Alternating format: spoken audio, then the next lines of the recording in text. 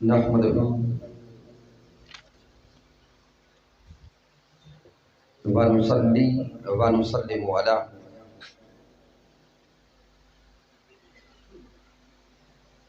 سيدنا ومولانا محمد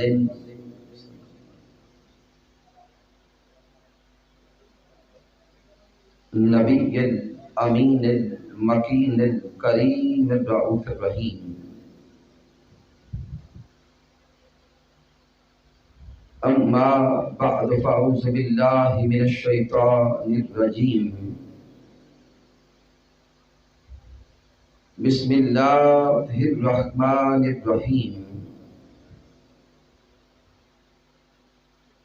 قال الله تبارك وتعالى في القرآن المجيد: ولا تحسبن الذين قتلوا في سبيل الله أمواتا بل أحياء عند ربهم يرزقون. صدق الله مولانا العظيم. إن الله وملائكته يصلون على النبي يا أيها الذين آمنوا صلوا عليه وسلموا تسليما.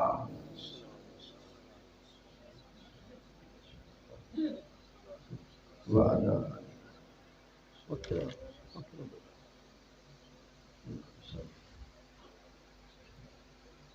اللہ رب العزت کی توفیق سے اور تاجدار کائنات صلی اللہ علیہ وآلہ وسلم کے نعلین پاک کے تصدق سے محرم الحرام کی بابرکت ساعتوں میں بھلوال کی سرزمین پر ہم ذکر شہدائے کربلا کرنے کے لیے حاضر ہیں.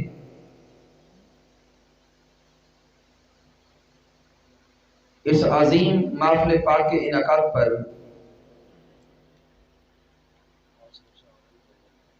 ہدیہ تبریک و تعظیم پیش کرتا ہوں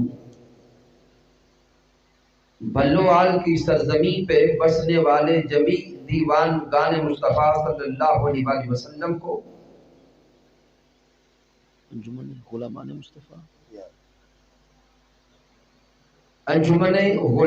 مصطفیٰ صلی اللہ علیہ وآلہ وسلم کے جمیع قائدین و کارکنان کو، اور آج کی بزم میں موجود جمیع علماء کرام و مشائخ اعظام، بالخصوص جناب محترم حضرت علامہ شیر محمد فاروقی صاحب، جناب محترم علامہ قاری محمد اقبال گوندل صاحب، جناب محترم ماسٹر مزمل حسین صاحب،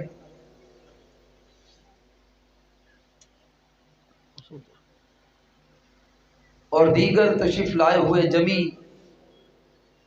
دیوانگان حبیب مکرم، مالک کائنات سب کی حاضری کو اپنی بارگاہ اقدس میں قبول فرمائے. سامعین محترم، چونکہ نماز عشاء کا وقت قریب ہے، اس لیے گفتگو کا ایک ایک کلمہ آپ کوشش کریں گے بڑی توجہ کے ساتھ سمجھیں گے. یہ بڑے احباب، اگر بزرگ بڑے لوگ آگے تشریف لے آئیں، یہ چند ایک لوگ آگے آ جائیں. سامعین محترم، آج کی محفل پاک کے لیے جو موضوع مجھے دیا گیا ہے وہ موضوع انتہائی اہمیت کا حامل ہے، اور اس موضوع پہ غور کریں. شہید کی جو موت ہے قوم کی حیات ہے.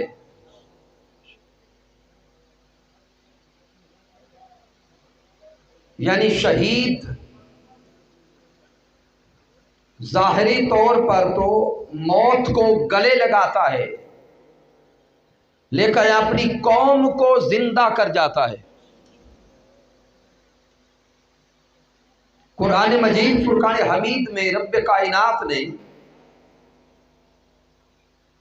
یہی فلسفہ شہادت بیان کیا ہے.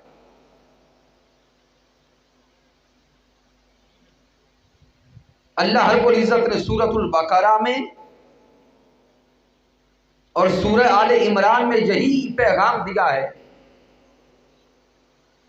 وَلَا تَحْسَبَنَّ الَّذِينَ قُتِلُوا فِي سَبِيلِ اللَّهِ أَمْوَاتًا. رب کائنات فرماتا ہے کہ جو لوگ اللہ کے راستے میں مارے جائیں، جو لوگ اپنی جانوں کو اللہ کے راستے میں پیش کر دیں. اور دوسرے مقام پہ اللہ نے فرمایا وَلَا تَقُولُوا لِمَن يُقْتَلُ فِي سَبِيلِ اللَّهِ أَمْوَاتٌ. جو اپنی جانوں کا نذرانہ اپنے مولا کی بارگاہ میں پیش کر دے، ان کو کبھی بھی مردہ تصور بھی نہ کرو، ان کو کبھی مردہ گمان بھی نہ کرو. ان کا مردہ ہونا کبھی اپنے ذہن میں بھی نہ لاؤ. بل احیاء، اللہ فرماتا ہے کہ وہ زندہ ہیں. عند ربہم یرزقون، رب کائنات کی بارگاہ خاص سے انہیں خاص رزق بھی نصیب ہوتا ہے. چونکہ میں موضوع کو آگے بڑھانا چاہتا ہوں اس لیے وقت کم ہے، اشارہ یہاں پہ دے رہا ہوں کہ مالک کائنات یہاں پہ ایک استعارہ کو بیان کر رہا ہے. وہ لوگ جو اپنی جانوں کا نذرانہ رب کی بارگاہ میں پیش کرتے ہیں، اللہ کے راستے میں پیش کرتے ہیں اور ظاہراً اللہ کے راستے میں مارے جاتے ہیں، اللہ فرماتا ہے ان شہید ہونے والوں کو کبھی مردہ نہ کہو. مردہ کہنا تو دور کی بات، رب فرماتا ہے ان کو مردہ تصور بھی نہ کرو. وہ ایسے زندہ ہیں کہ ان کی زندگی کا تم گمان بھی نہیں کر سکتے. اب سامعین سوچیے آگے اس نقطے پر اور قرآن مجید فرقان حمید کے ان کلمات پہ غور کریں. اللہ فرماتا ہے کہ وہ ایسے زندہ ہیں کہ تم ان کی زندگیوں کا گمان بھی نہیں کر سکتے. اب سامعین وہ کیسے زندہ ہیں؟ اب قرآن مجید کے یہ جو الفاظ ہے وَلَا تَحْسَبَنَّ الَّذِينَ قُتِلُوا فِي سَبِيلِ اللَّهِ أَمْوَاتًا، کہ ان کو مردہ تصور بھی نہ کرو، چونکہ ان کی زندگیاں اتنی عرفہ ہیں، ان کی زندگیاں اتنی اعلیٰ ہیں، ان کی زندگیاں اتنی پاکیزہ ہیں کہ تم میں سے دنیا کی زندگی میں رہ کر ان شہداء کی زندگیوں کو تصور میں بھی نہیں لا سکتے. اب سامعین جب چھوٹے لوگوں کو کوئی بڑی بات سمجھانی ہو، میں قرآن مجید فرقان حمید کی آیہ کریمہ پہ آپ کی توجہ چاہتا ہوں. جب چھوٹے لوگوں کو کوئی بڑی بات سمجھانی ہو تو بات سمجھانے والا بتانے والا ایسے جملے بولتا ہے کہ اس کا تو رہن سہن ایسا ہے کہ تم تصور میں بھی نہیں لا سکتے. یعنی اظہار تعجب ہوتا ہے. چلے میں بات کو اور سادہ کرتا ہوں. وہ لوگ جو بے گھر ہیں، اللہ ہر کسی کو اپنا گھر عطا فرمائے، لیکن جو بے گھر ہیں، جن کے پاس رہنے کے لیے اپنی چھت نہیں، فٹ پاتھ پہ سوتے ہیں، تو اگر کوئی بندہ فٹ پاتھ پہ سونے والے کو رات کو جگا کے کہے کہ وہ شخص جو وقت کا وزیر اعظم ہے اس کے محل میں کیا کیا ہے تم تصور بھی نہیں کر سکتے۔ تو یہ جملے بولنا گویا اس کو تعجب کے ساتھ یہ سمجھانا ہے کہ تمہاری زندگی تو گلیوں میں یوں کیڑے مکوڑوں کی طرح گزر رہی ہے، زندگی تو ان کی ہے جو محلات میں رہتے ہیں۔ تو یہ جملہ تعجب اس بندے کے ذہن میں سوچ پیدا کرتا ہے کہ میں کہاں اور وہ کہاں، بلا تشبیہ و بلا مثال۔ اب اللہ رب العزت کے کلام پہ غور کریں، کہیں اللہ فرماتا ہے وَلَا تَقُولُوا لِمَن يُقْتَلُ فِي سَبِيلِ اللَّهِ أَمْوَاتٌ، کہ جو اللہ کے راستے میں اپنی جان پیش کر دے ان کو مردہ نہ کہو۔ دوسرے مقام پہ اللہ فرماتا ہے مردہ کہنا تو دور کی بات، ان کو مردہ گمان بھی نہ کرو، ان کو مردہ تصور بھی نہ کرو، چونکہ ان کی زندگیاں اتنی عرفہ، اتنی اعلیٰ، اتنی پاکیزہ اور اتنی عظیم ہیں کہ تم دنیا میں رہ کر ان زندگیوں کا گمان بھی نہیں کر سکتے۔ اور فوراً انسان کے ذہن میں سوال آتا ہے وہ کیسے زندہ ہے؟ زندگی میں تو کھانا بھی ہوتا ہے، پینا بھی ہوتا ہے، رزق کا حصول بھی ہوتا ہے۔ تو اللہ رب العزت نے آگے یہ اشکال بھی دور کر دیا۔ میرا رب فرماتا ہے بل احیاء عند ربہم یرزقون، وہ رب کی بارگاہ میں زندہ ہیں اور ایسے زندہ ہے وہ جیسا رزق چاہتے ہیں رب کائنات انہیں عطا کرتا ہے۔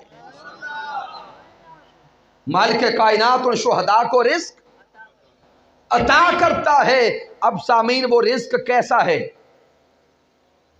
ہمارا ذہن کہے گا کہ شاید وہ رزق ہماری طرح آلو گوشت کا سالن روٹی کھاتے ہوں گے، کیا وہ دنیا والوں کی طرح فروٹ لیتے ہوں گے؟ تو سامعین رزق کی بھی کئی اقسام ہیں۔ اللہ اور اس کے محبوب کے در کی معرفت بھی ایک رزق ہے،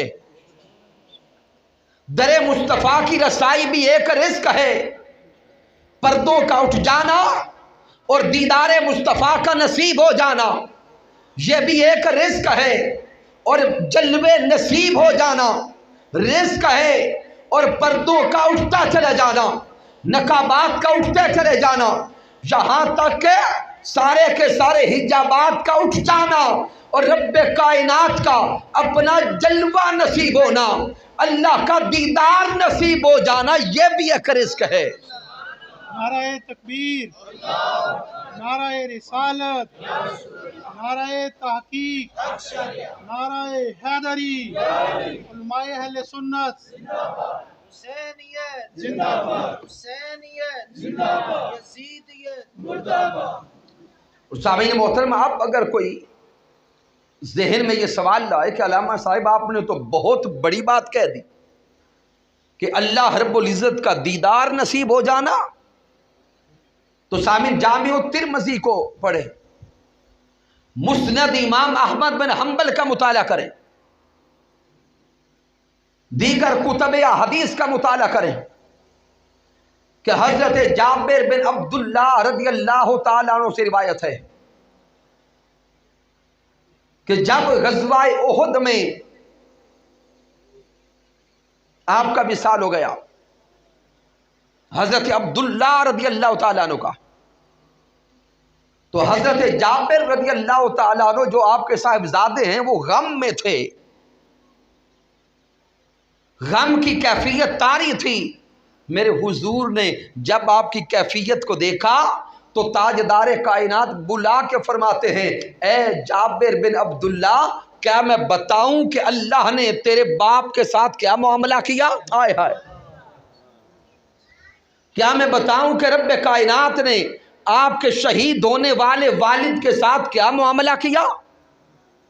حضرت جابر بن عبداللہ عرض کرتا ہے حضور بتا دیں، تو آقا علیہ الصلوۃ والسلام فرماتے ہیں کہ ادھر تمہارے والد مقام شہادت پہ پہنچے، جلوے اٹھے، رب کائنات کا دیدار نصیب ہو گیا۔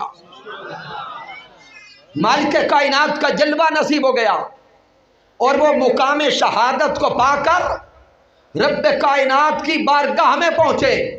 मालिक कायनात उनसे कलाम करता है, ए मेरी राह में जान देने वाले, ए मेरे नाम पे शहीद होने वाले, ए मेरे नाम पे अपना तन मन धन लुटाने वाले, अब मेरी बारगाह में पहुंचे हो तो अब बोलो कि मैं आपको क्या दूं।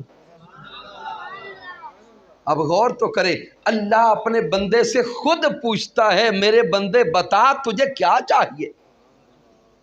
तो आका अलैहिस्सलाम फरमाते क्या जाबिर बिन अब्दुल्ला, आपके वालिद मोहतरम रब कायनात की बारगाह में अर्ज करते हैं, मौला मैं चाहता ये हूं कि जब तेरे राह में मैंने अपनी जान पेश की, जब तेरे रास्ते में मैंने जामे शहादत नोश किया, तो शहीद होने के लम्हे जो तेरा दीदार नसीब हुआ था, जो तेरा जलवा नसीब हुआ था, उससे जो लज्जत मिली, जो सुरूर मिला, जो कैफ मिला, मौला वो कैफ ऐसा था, वो सुरूर ऐसा था, वो लज्जत ऐसी थी, दिल करता है कि तू फिर जिंदा कर, मैं फिर तेरे राह में शहीद हूं, फिर जिंदगी अता कर, फिर तेरे रास्ते में शहादत हासिल करूं। मौला तू जिंदगी देता जाए, मैं तेरे नाम पे लुटाता चला जा। अल्लाह रब्बुल इज्जत ने फरमाया, ए मेरी राह में जान लुटाने वाले, ये तो हम पहले वादा कर चुके थे कि जो उस दुनिया को छोड़ के हमारी तरफ लौटेगा वो पलट के दुनिया में नहीं जाएगा, ऐसा तो मुमकिन नहीं है।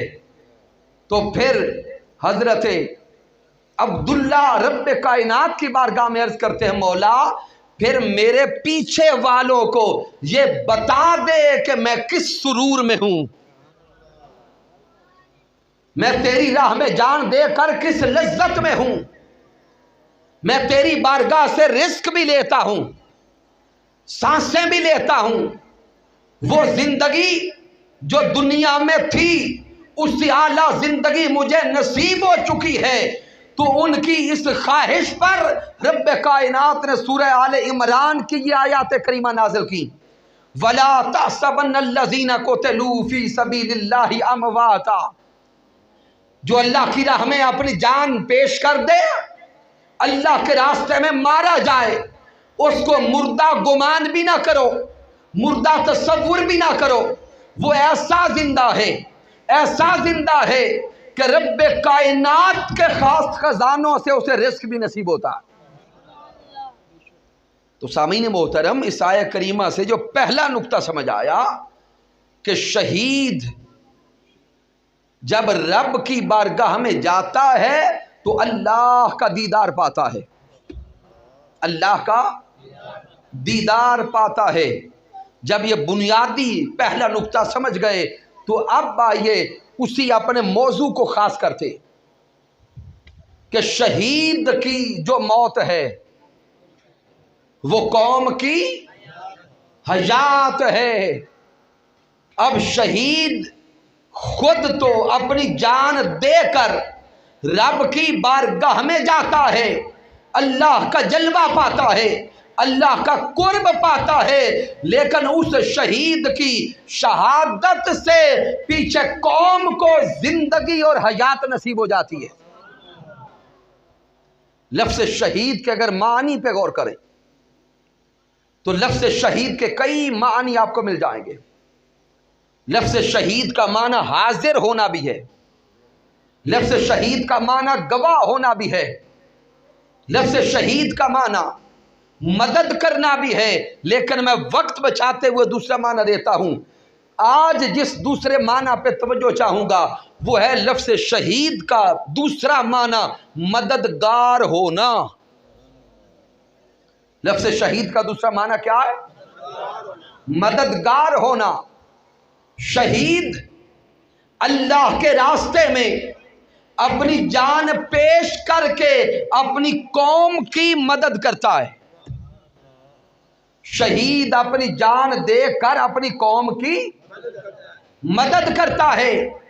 شہید اپنی جان کو اپنی قوم کی خاطر، ملت کی خاطر، ملک کی خاطر، آزادی کی خاطر اللہ کے راستے میں جب پیش کر دیتا ہے، وہ تو دن رات لڑتا لڑتا رب کے راستے میں جہاد کرتا کرتا رب کو منانے کے لیے، رب کو پانے کے لیے، اللہ کی رضا کے لیے اپنی جان پیش کر دیتا ہے، لیکن اس شہید کے لہو سے ایسا چراغ جلتا ہے، شہید خود تو دنیا چھوڑ جاتا ہے، قوم کے لیے دنیا کی زندگی آسان کر جاتا ہے۔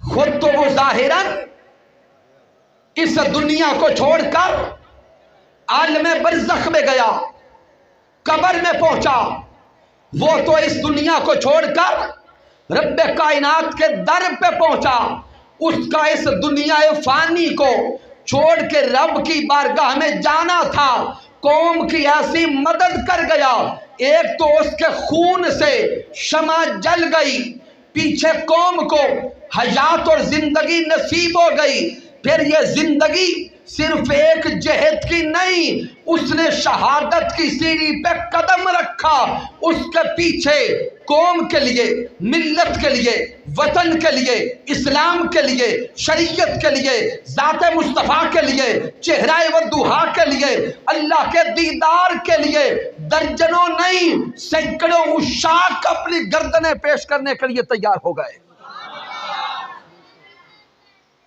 تو سامعین محترم غور کریں،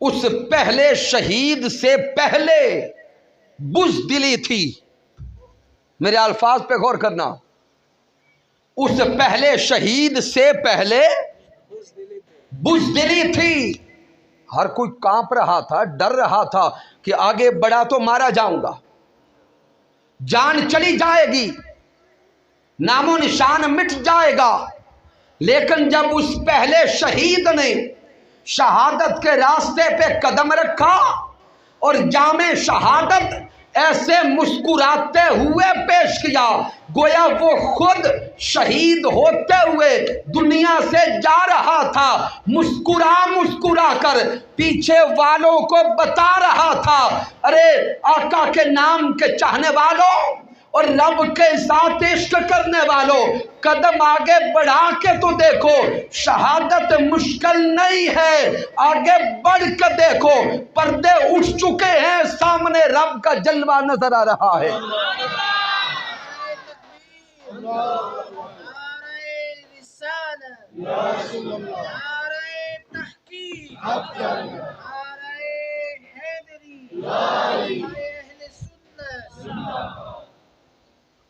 تو شہید اللہ کے راستے میں اپنی جان پیش کر کے کئی جہاد سے اپنی قوم کو زندہ کر جاتا ہے۔ ایک جہاد تو یہ کہ وہ شہید جب اللہ کے راستے میں لڑ رہا ہوتا ہے تو دشمنان اسلام، دشمنان مصطفیٰ اور دشمنان خدا کو وہ واصل جہنم کر رہا ہوتا ہے۔ ایک جہاد تو یہ کہ وہ دشمنان کو جہنم پہنچاتا ہے، پیچھے والوں کا جینا آسان کر جاتا ہے۔ دوسری جہاد یہ کہ اس سے پہلے اگر کوئی اللہ کے راستے میں لڑنے کی جرت نہیں کر رہا تھا، جب اس نے قدم آگے بڑھایا، اب سینکڑوں کو نہیں ہزاروں کو جرت مل گئی، دلیری مل گئی، راستہ مل گیا، اور ایسا راستہ نصیب ہوا کہ اب قیامت تک کے لیے اللہ کے نام پہ جان لٹانے والے حاضر ہو گئے۔ اور اب تک میں نے جو استعارہ دیا کہ وہ پہلا شہید، تاریخ اسلام کا مطالعہ کرے، اللہ کے راستے میں انبیاء کرام بھی شہید ہیں، پھر آقا علیہ الصلوۃ والسلام کی نبوت کے اعلان کے بعد دیکھیں سینکڑوں صحابہ کرام شہید ہیں، ہر شہید عزت والا، ہر شہید عظمت والا، ہر شہید رب کی بارگاہ میں بزرگی والا ہے، لیکن ادھر مارکائے کرب و بلا کو دیکھیں، میدان کرب و بلا میں جو مقام شہادت امام حسین کو حاصل ہے، تاریخ اسلام میں وہ مقام کسی اور شہید کو نصیب نہیں ہو سکا۔ اب یہ پورا ایک الگ چیپٹر ہے، الگ باب ہے کہ شہادت امام حسین علی مقام کو یہ دوام کیوں نصیب ہوا ہے، لیکن ایک جملہ صرف دے رہا ہوں کہ باقی سب شہداء کی شہادتیں ان کی اپنی شہادتیں ہیں۔ شہادت حضرت امیر حمزہ کو دیکھیں، جن کو لقب سید الشہداء کا دیا گیا، بڑی اعلیٰ شہادت۔ شہادت حضرت عمر فاروق کو دیکھیں، بڑی اعلیٰ شہادت۔ شہادت حضرت عثمان ذو النورین کو دیکھیں، بڑی اعلیٰ شہادت۔ خود شہادت مولا علی شیر خدا کو دیکھیں، بڑی عظیم اور اعلیٰ شہادت۔ لیکن شہرت کے اعتبار سے، چرچا کے اعتبار سے، دوام کے اعتبار سے جو مقام، جو چرچا اور جو دوام شہادت امام حسین کو حاصل ہے، وہ کسی اور شہید کو نصیب نہ ہو سکا۔ سبب کیا ہے؟ بس ایک علمی نکتہ اور جملہ دے رہا ہوں۔ سبب یہ ہے کہ شہادت امام حسین علی مقام یہ صرف شہادت مصطفیٰ نہیں تھی۔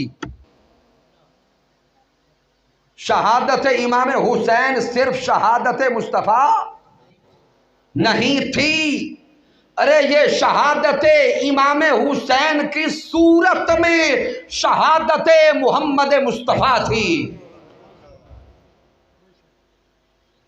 اللہ رب العزت نے شہادت مصطفیٰ صلی اللہ علیہ وآلہ وسلم کا باب مکمل کرنے کے لیے آپ کے شہزادے امام حسین کا انتخاب کیا۔ سیرت مصطفیٰ صلی اللہ علیہ وآلہ وسلم میں شہادت رکھنے کے لیے اللہ نے شہادت امام حسین کا انتخاب کیا۔ سبب یہ تھا کہ کفار بدبختوں کے حملے سے حضرت محمد مصطفیٰ صلی اللہ علیہ وآلہ وسلم نے شہید ہونا نہیں تھا۔ یہی ایک نکتہ مکمل کر کے یہ راز واضح کرتا ہوں کہ شہید کی جو موت ہے وہ قوم کی حیات ہے۔ آقا امام حسین علی مقام کو شہادت مصطفیٰ صلی اللہ علیہ وآلہ وسلم کا باب مکمل کرنے کے لیے چنا گیا، چونکہ آقا علیہ السلام نے میدان جنگ میں دشمن کے وار سے شہید نہیں ہونا تھا، اس لیے کہ رب کائنات کا محبوب سے وعدہ تھا واللہ یعصمک من الناس، اے محبوب دشمنوں کے حملے سے آپ کی جان کی حفاظت کرنے والے ہم ہیں۔ اس لیے دشمنان مصطفیٰ اکٹھے ہو کر ذات حبیب پہ حملے کرتے رہے۔ ارے غزوہ بدر کو دیکھے، غزوہ احد کو دیکھے، خندق کو دیکھے، دیکھتے چلے جائیں۔ تاجدار کائنات کا کم و بیش 11 سالہ مدنی دور اور 11 سالہ مدنی دور میں 84 جنگیں حضور پہ مسلط کی گئی، لیکن آقا علیہ السلام دشمن کے وار سے دنیا سے نہیں گئے۔ کیوں؟ اللہ نے وعدہ کیا تھا محبوب تیری حفاظت کرنے والے ہم ہیں۔ تو جب آقا علیہ السلام کی حفاظت اللہ کر رہا تھا تو اب آقا علیہ السلام نے دشمن کے وار سے تو دنیا سے جانا نہیں تھا، لیکن دوسری طرف رب کائنات سورۃ البقرہ میں فرماتا ہے انعم اللہ علیہم من النبیین والصدیقین والشہداء والصالحین۔ رب کائنات فرماتا ہے کہ ہر نعمت میں نے عطا کی، تمہیں زندگی کی نعمت میں نے دی، آنکھوں کی نعمت میں نے دی، کانوں کی نعمت میں نے دی، زبان کی نعمت میں نے دی، تمہیں زندگی کی نعمت میں نے عطا کی، لیکن ان ساری نعمتوں میں سب سے اعلیٰ درجے کی 4 نعمتیں انسانیت کو عطا کی، ان میں سب سے اوپر نعمت نبوت ہے، پھر نعمت صدیقیت ہے، پھر نعمت شہادت ہے، پھر نعمت صالحیت ہے۔ ارے ان 4 اعلیٰ نعمتوں کو دیکھتے جائیں، کوئی نعمت اس وقت تک نعمت کہلا نہیں سکتی جب تک اس کو نسبت مصطفیٰ نصیب نہ ہو جائے۔ انبیاء کو نبوت در مصطفیٰ سے ملی، آئے ہائے، وَإِذْ أَخَذَ اللَّهُ مِيثَاقَ النَّبِيِّينَ لَمَا آتَيْتُكُم مِّن كِتَابٍ وَحِكْمَةٍ ثُمَّ جَاءَكُم رَّسُولٌ مُصَدِّقٌ لِّمَا مَعَكُمْ لَتُؤْمِنُنَّ بِهِ وَلَتَنصُرُنَّهُ۔ انبیاء کو نبوت در مصطفیٰ سے ملی، صدیقین کو صداقت دامن مصطفیٰ سے ملی، صالحین کو صالحیت دامن مصطفیٰ سے ملی۔ ارے جب شہادت کو دیکھا تو حضور خود شہید نظر نہیں آتے، میرے آقا خود شہید نظر نہیں آتے، اور رب قرآن میں فرماتا ہے کہ شہادت نعمت بھی ہے۔ رب قرآن مجید میں فرماتا ہے کہ شہادت نعمت ہے۔ ادھر حضور کی زندگی اقدس کو دیکھا تو حضور شہید نظر نہیں آتے، اور ادھر اللہ کا خود عطا کردہ اصول ہے کہ کوئی نعمت اس وقت تک نعمت کہلا نہیں سکتی جب تک اس کا تعلق دامن مصطفیٰ سے نہ ہو۔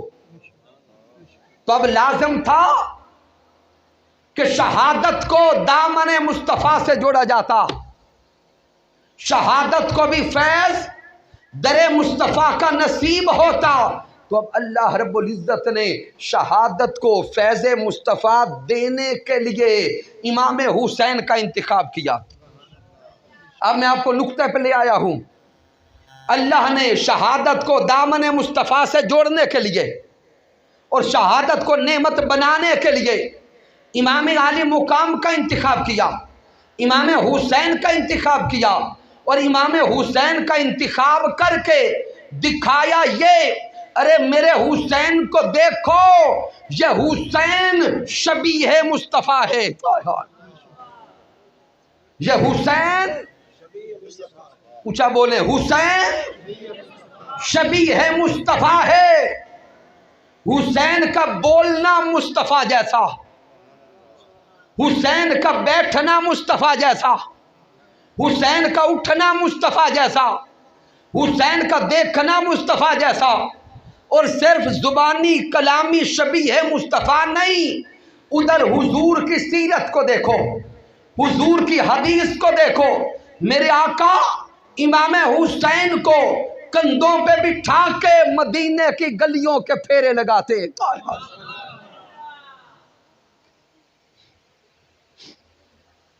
عالم تصورات میں مدینہ المنورہ کی گلیوں میں پہنچو، تاجدار کائنات امام الانبیاء اپنے کندھوں پہ امام حسین کو بٹھاتے، اور دوسری حدیث میں ایک کندھے پہ امام حسن، دوسرے کندھے پہ امام حسین، دونوں کو بٹھا کے میرے حضور مدینہ کی گلیوں کے پھیرے لگاتے۔ صحابہ نے شہزادوں کو حضور کے کندھوں پہ دیکھا تو صحابہ مسکرا کے عرض کرتے ہیں، واہ شہزادوں کیسی سواری ملی ہے، واہ حسن و حسین کیسی سواری ملی ہے۔ حضور مسکرا کے فرماتے ہیں، ارے میرے صحابہ سواری کو دیکھتے ہو، سواروں کو نہیں دیکھتے؟ مجھے ایسا کیوں نہیں کہتے کہ سونے آقا آپ کو کتنے سونے سوار ملے ہیں؟ ارے یہ وہ امام حسین اور امام حسن مجتبی جن کی ولادت ہوئی تو شہزادوں کے کانوں میں آذان میرے مصطفیٰ نے دی. یہ وہ شہزادے حسنین کریمین جن کو گھنٹی خود محمد مصطفیٰ نے دی، جن کے نام خود حضرت محمد مصطفیٰ نے رکھے اور جن کے عقیقے بھی خود محمد مصطفیٰ نے کیے.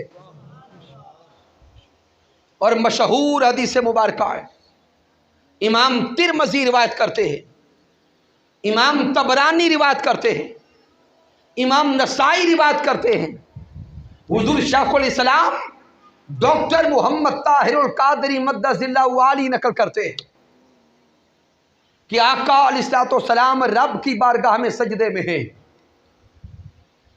آقا امام حسین تشریف لائے اور تاجدار کائنات کی پشت پہ سوار ہو گئے.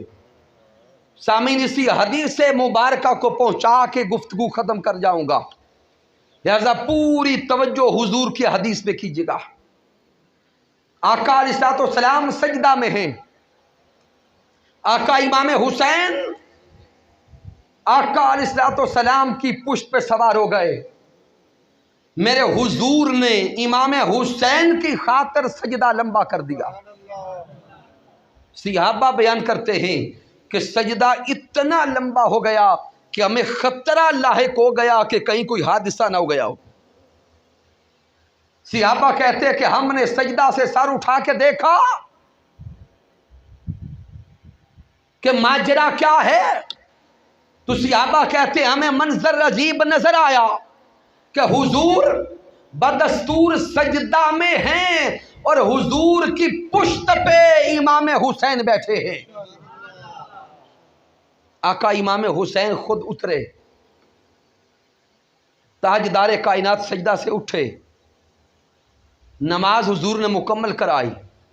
ادھر نماز مکمل ہوئی، صحابہ حضور کے قریب گئے اور حضور سے سوال کرتے ہیں، سوہنے آقا کیا حسین آپ کو اتنا پیارا ہے؟ آئے ہائے عاشقوں غور کرنا. صحابہ عرض کرتے ہیں، سوہنے آقا کیا یہ حسین آپ کو اتنا پیارا ہے کہ حسین کی خاطر رب کی نماز لمبی کر دی؟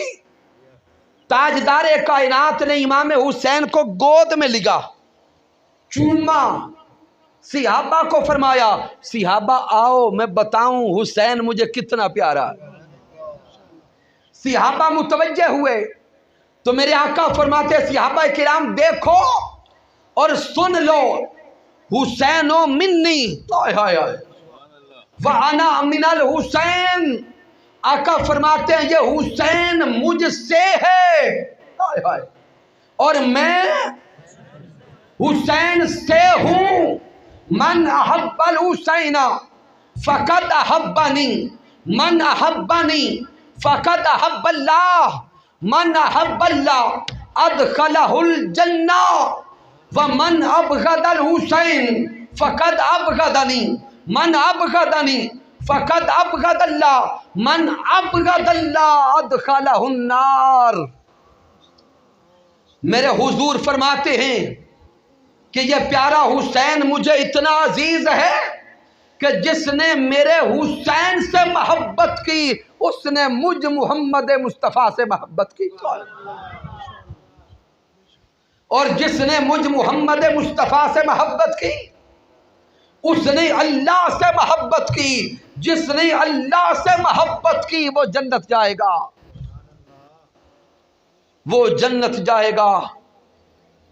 پھر آقا علیہ الصلوۃ والسلام کے فرامین کو دیکھتے جائیں، کئی مقامات پہ حضور فرماتے ہیں مولا یہ میرا حسین ہے، میں اس سے محبت کرتا ہوں، یہ میرا حسین ہے میں اس سے محبت کرتا ہوں، اور مولا تیری بارگاہ میں التجا کرتا ہوں جو حسین سے محبت کرے تو اس سے محبت کر.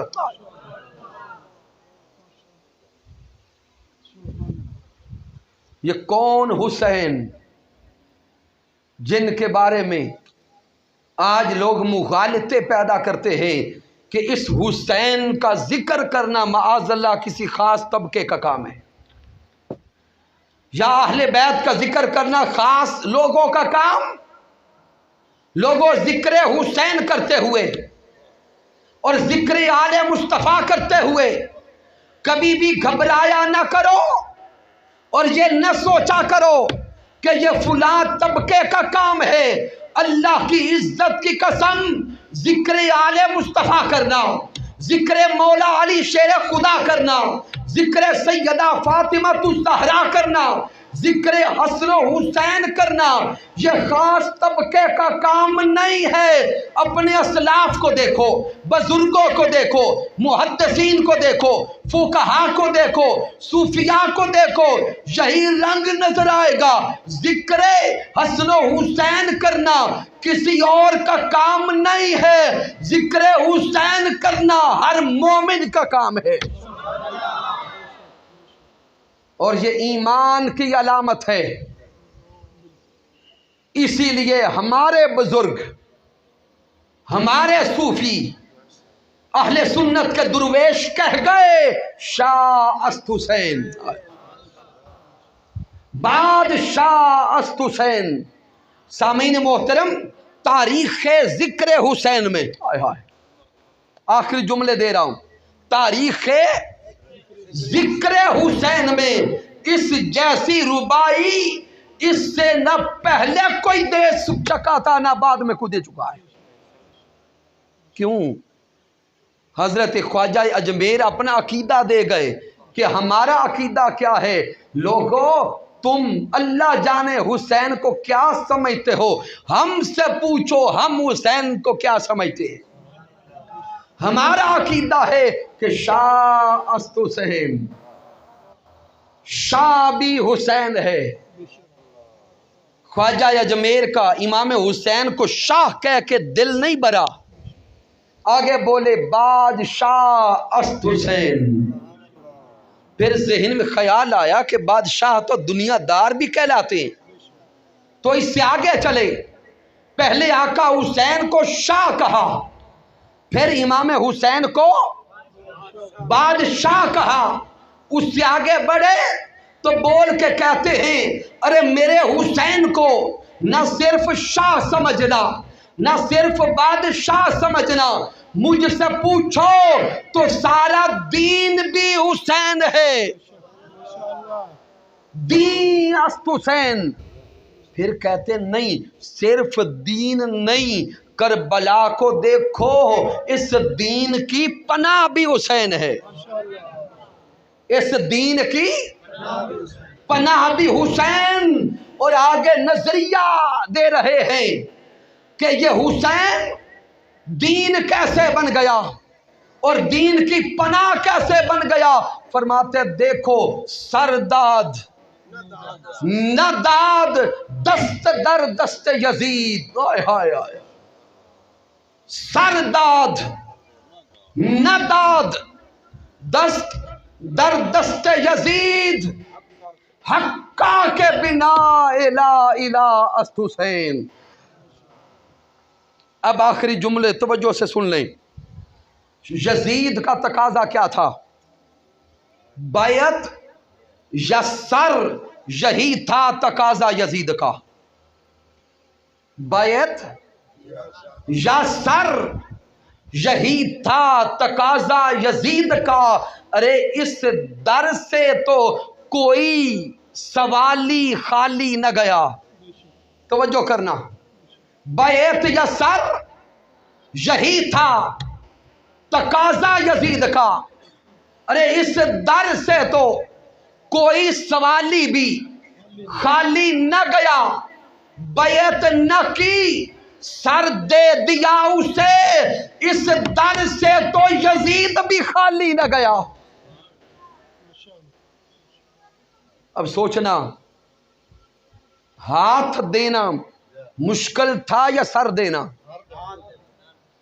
سامنے ظاہراً دیکھیں، ہاتھ کٹ بھی جائے تو سر سلامت رہتا ہے، سر سلامت رہتا ہے، لیکن صدقے جائیں استقامت حسین پر، صدقے جائیں شہادت حسین پر، آپ کو علم تھا اگر میں یزید کے ہاتھ میں ہاتھ دوں تو یہ صرف میرا ہاتھ نہیں ہوگا، پھر قیامت تک بزدلی چھا جائے گی، ظلم چھا جائے گا، باطل چھا جائے گا، بربریت چھا جائے گی، یزیدیت چھا جائے گی۔ حسین آگے بڑھے، قوم کو زندہ کر دیا، آگے بڑھے شریعت کو زندہ کر دیا، آگے بڑھے ملت کو زندہ کر دیا، آگے بڑھے دین کو زندہ کر دیا، اور ایسا زندہ کیا بتا گئے شہید کی جو موت ہے وہ قوم کی حیات ہے۔ رب کائنات ہمیں امام حسین علی مقام کی سیرت پہ چلنے کی توفیق عطا فرمائے۔ وما علینا الا البلاغ المبین۔